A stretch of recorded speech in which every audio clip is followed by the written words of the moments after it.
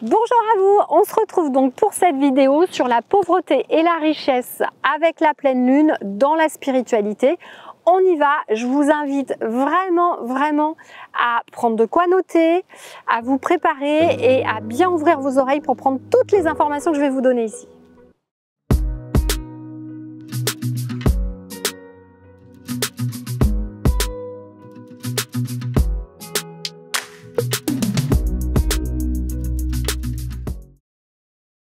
Bonjour à vous, ici Séverine, j'espère que vous allez bien. Donc je vous invite à vous abonner à la chaîne, appuyer sur la cloche pour pas louper les prochaines vidéos, à partager, à mettre un pouce, à mettre des commentaires parce que bah oui, si on veut être bien référencé sur YouTube, j'ai besoin de votre aide, voilà.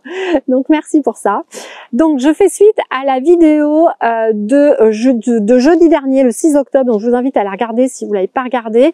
Donc déjà à bien prendre les éléments de cette vidéo pour commencer à faire switcher votre mental vers la spiritualité. Et aujourd'hui, on va compléter avec tous les éléments autour de la richesse et la pauvreté dans cette nouvelle ère qui arrive. Qu'est-ce que ça veut dire dorénavant en spiritualité? Quels sont les enjeux? Quelles sont les possibilités et les choix pour vous? Et comment on peut l'utiliser avec les énergies de la pleine lune ou de la nouvelle lune? Parce que bon, on peut faire les deux. Voilà. Donc dans un premier temps, ce que je voulais vous dire, c'est que les mots pauvreté et richesse, vous le savez, sont en train d'évoluer. Donc le premier exercice que j'ai envie de vous donner à faire, c'est déjà pour vous, qu'est-ce que la pauvreté? Donc la pauvreté, ça peut être beaucoup de choses. La pauvreté, historiquement, ce sont vraiment des gens qui n'avaient pas d'argent dans les campagnes. On appelait les petits pauvres, donc les gens qui vivaient de la terre et qui étaient soumis à des rois ou des seigneurs ou des nobles. Et on avait un petit peu cette connotation de, on va dire, de rabaissement. Hein, on rabaissait les gens. Au jour d'aujourd'hui, petit à petit, et avec la religion chrétienne, la pauvreté, on vous a amené à bien la voir. Hein. Être pauvre, c'est bien parce qu'on va pas être perverti par l'argent, parce que on peut faire le don de soi, etc., etc. Donc, on est dans cette dualité historique et culturelle. Pour la richesse, c'est exactement pareil. On va préférer dire qu'on est riche d'amour, d'émotions, etc. Mais on a une petite connotation, les gens riches sont forcément méchants, font forcément du mal aux autres, etc., etc., sont forcément dans l'ego, voilà. Et dans cette société, on vous montre d'autant plus ça que tous les médias, bien entendu, hein, montrent que ce qu'ils ont envie de montrer. Et donc, on vous montre rarement des gens qui sont dans l'ombre, qui justement ne sont pas dans l'ego, ne se montrent pas, ont beaucoup de richesses. Hein. Il y a des multimilliardaires aujourd'hui dont on ne parle pas et qui font des choses très très bien. Mais évidemment, on vous parle plutôt des autres, puisque ces autres-là, c'est eux qui ont de l'influence et c'est eux évidemment qui possèdent tous les moyens de télécommunication. Donc déjà, c'est de vous dire comment vous allez vous positionner par rapport à ces deux mots, pauvreté et richesse. Donc, j'ai presque envie de vous dire que c'est un choix à faire et qu'il n'y a pas de choses bien ou de choses mal. Je m'explique. Vous pouvez choisir dans cette incarnation et vraiment avec cette pleine lune-là, qui vient de passer, on va vous demander de vous positionner.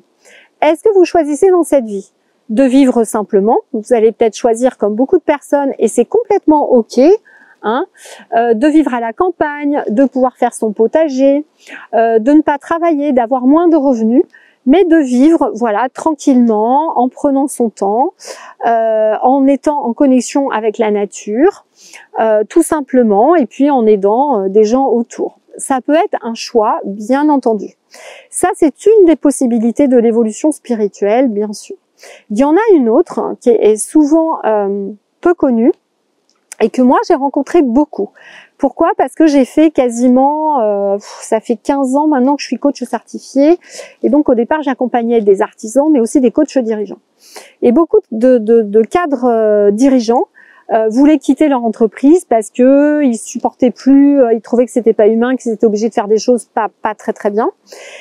Mais en les coachant petit à petit, donc ça je vous le dis par expérience, c'est pas moi qui le dis, hein, encore une fois, je vous dis ce qu'ils m'ont tous dit à la fin, c'est que certains d'entre eux choisissaient vraiment de tout quitter et d'aller vivre ailleurs. Et d'autres me disaient, Séverine, c'est aussi important, puisque moi je suis chef d'entreprise, que j'ai une conscience spirituelle, de pouvoir changer les choses de l'intérieur. Et peut-être que j'aurai envie de quitter mon entreprise dans 3-4 ans, mais pour le moment, je sens que j'apporte quelque chose, que je fais bouger le comité de direction, que je fais bouger mon directeur général, que on a amélioré des choses au niveau du management, par exemple, ou de l'accueil des salariés. Donc, il dit, j'ai l'impression vraiment, il me disait souvent, et ça, je vous dis vraiment, il y en a eu plusieurs. Hein. J'ai une femme, vraiment une grande responsable d'une grosse entreprise ici, enfin j'en ai eu beaucoup, qui me disait je sens que on doit aussi bouger les choses de l'intérieur, parce que effectivement pour bouger une société c'est bien aussi de le faire de l'intérieur.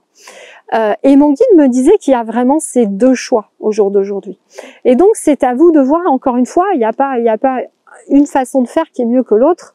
Je pense qu'elle dépend surtout de où vous en êtes vous, quelles sont vos compétences et ce que vous avez envie de faire. Par exemple, moi aujourd'hui, j'essaie d'allier les deux tant bien que mal. Hein. J'ai choisi de vivre à la montagne maintenant. Hein. Je suis domiciliée officiellement à la montagne et je fais quelques allers-retours sur Toulouse parce que j'ai besoin de la montagne. Ça fait plus de 13 ans que je vais à la montagne. J'en ai besoin de plus en plus.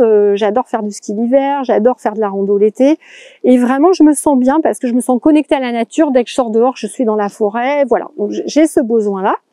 Et en même temps, j'ai le besoin de pouvoir changer les choses effectivement de l'intérieur.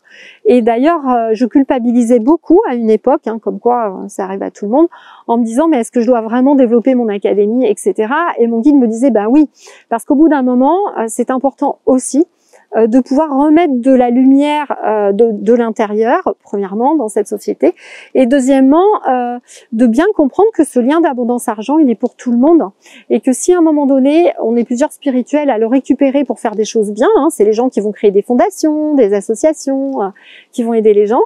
Moi, ça me permet de diffuser mon message, et puis à terme, j'aimerais bien sûr créer non seulement une association, mais aussi des structures d'accueil alternatives aux hôpitaux psy, pour les gens qui vont pas bien et à qui on propose uniquement de prendre des petits bonbons toute la journée allongés sur un lit. Voilà, ce serait bien de pouvoir faire autre chose. Donc si à un moment donné je veux faire ça, voilà, je suis obligée d'avoir de l'argent. Et je me suis dit, plutôt que d'avoir de l'argent en travaillant dans un grand groupe avec des valeurs qui me plaisent pas, je vais développer une académie. Donc cette académie va aider des gens à devenir thérapeutes, et en même temps je vais accumuler pour pouvoir faire ces projets après.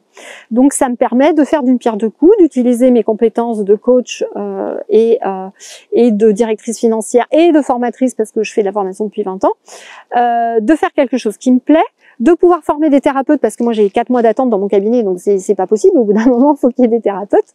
Voilà. Donc ça permet de tout allier. Donc vous avez un choix à faire. Mais pour faire ce choix, j'y viens maintenant, donc notez bien, il va falloir que vous dépassiez ce lien à l'argent. Ce lien à l'argent, c'est un lien d'abondance, d'accord? Toutes les énergies dans l'univers sont en abondance pour tout le monde, dès lors qu'on vibre au bon endroit, qu'on est sur sa mission de vie et qu'on va bien. Donc en fait, quelque part, c'est pourquoi vous n'auriez pas le droit aussi de vivre un peu mieux, d'avoir au moins un minimum. Je dis pas d'être riche comme l'oncle Picsou, c'est pas le sujet, mais de vivre bien et puis peut-être d'avoir un peu d'argent de côté pour faire un projet d'école, pour faire un projet de fondation, pour faire je ne sais quoi. Donc c'est un premier choix, mais il va falloir que vous alliez chercher dans votre mental, dans votre mémoire, dans votre éducation. Quelles sont les malheureuses phrases qui ont bercé votre enfance? Genre, il faut travailler dur, il faut gagner sa vie. Non, vous avez le droit de vivre, vous n'êtes pas obligé de la gagner. Vous vivez, vous avez le droit d'avoir de l'argent, c'est plutôt comme ça qu'il faudrait le mettre. Donc bref, vos parents qui disent « je n'aurai jamais d'argent », encore une facture, qui crie après les impôts, etc., etc. Donc je vous invite à réfléchir à la chose suivante, de prendre, vous pourrez faire l'exercice après cette vidéo, de lister les phrases que vous avez entendues dans votre enfance ou dans la société sur l'argent et qui, à votre avis, vous amènent à vous dire que les riches, c'est pas bien d'être riche, ou que les riches sont des méchants, ou que avoir de l'argent, ça crée du malheur. Voilà, par exemple. Et encore une fois, on a tous eu des exemples. Hein. Moi, la première, je connais une famille qui avait beaucoup d'argent et les enfants se sont déchirés autour de l'argent et malheureusement, la grand-mère de cette famille a fini sa vie avec pas un sou, voilà, parce que tout le monde s'était déchiré autour de ça. Mais ça ne veut pas dire que on est obligé de faire en sorte que ce soit comme ça tout le temps. Si vous vraiment vous débloquez les choses par rapport à l'argent, que vous vous dites que vous pouvez peut-être l'utiliser, vous, pour justement faire des projets qui vont mettre de la lumière dans cette société et qui vont aider les gens, eh ben c'est sûr que l'univers va vous aider. Donc ce que je vous propose de faire, c'est de noter toutes ces phrases que vous avez eues dans votre enfance ou votre éducation, de mettre la phrase inverse en face, d'accord? Ça, c'est l'étape 1. L'étape 2, de visualiser ce que vous aimeriez faire si vous aviez de l'argent. Essayez de visualiser un projet, quelque chose. Moi, c'est vraiment ce qui me motive et je pense que c'est pour ça que l'univers m'aide, parce que bien sûr que quand on a de l'argent, c'est pas pour l'accumuler sur un compte. L'argent, il doit circuler. C'est une énergie fluide qui doit se fluidifier. Hein, donc, quand on en a, il faut que ça serve à des projets. Moi, par exemple, je prends des thérapeutes pour moi aussi, des masseurs, des réflexos. Donc voilà, je paye d'autres thérapeutes, je paye des gens dans mon équipe. Donc, je permets à des gens de travailler dans mon académie, de faire un boulot qui leur plaît pour servir une cause sympa, je crois, voilà, pour former des thérapeutes, plutôt que d'aller à l'usine ou d'être dans un bureau où ils vont s'embêter toute la journée. Donc vous voyez bien que cet argent, il peut être utile. Et puis vous pouvez avoir un projet. Donc c'est bien d'avoir une vision, parce que si vous n'avez pas de vision de ce que vous allez faire avec cet argent, l'univers va pas vous les envoyer. Vous voyez, il faut que ce soit concret. Donc étape 2, mettez ce que vous feriez. Étape 3, je vous invite à utiliser l'énergie de la pleine lune qui vient là, mais vous pourrez le faire aussi le 25 octobre ou à toute nouvelle lune. Vous pourrez faire ce qu'on appelle le chèque d'abondance. Donc sur ce chèque, vous mettrez ce que vous avez mis dans vos rêves, ce que vous souhaiteriez faire avec cet argent. Essayez de calculer combien il vous faudrait, de mettre une somme d'argent. Vous signez l'univers et vous le mettez ou sur le rebord d'une fenêtre, ou devant une fenêtre, même si la lune n'est pas en direct dessus, au moins une nuit, à la nouvelle lune ou la pleine lune, ou dans les 3 jours avant après, peu importe, au moins une nuit, et puis ensuite, ce chèque, vous pourrez l'enterrer dans la terre ou dans un pot de fleurs à la maison, peu importe, mais pour vraiment matérialiser les choses. C'est vraiment le moment de faire ça. Il y a vraiment une pleine lune qui est favorable pour tout ce qui est pauvreté, richesse, et pour que, entre guillemets, vous choisissiez un peu une nouvelle façon de vivre par rapport à ces paradigmes. Donc c'est vraiment le moment de le faire. Je vous invite vraiment à le faire. N'hésitez pas donc à me poser des questions dans les commentaires, à me dire ce que vous aurez fait également. Mais vraiment faites-le. C'est un moment qui va vraiment porter ses fruits dans les quelques mois qui vont venir, et je pense que déjà au niveau déclic mental, ça va vraiment vous aider. Voilà. Donc je vous invite à faire tout ça. N'oubliez pas, encore une fois, si vous n'êtes pas abonné, de vous abonner, de partager cette vidéo à tous vos proches, parce que sûrement que ça pourra aider tout le monde. On a tous des problèmes avec le lien argent, donc voilà. Donc je vous fais des gros bisous, des gros câlins, et puis n'hésitez pas à nous rejoindre dans l'académie. Il nous reste encore 2 places pour le présentiel là du 31 octobre au 4 novembre pour la formation de 6 mois, devenir thérapeute énergétique et médium. À très bientôt. Prenez bien soin de vous. Gros bisous.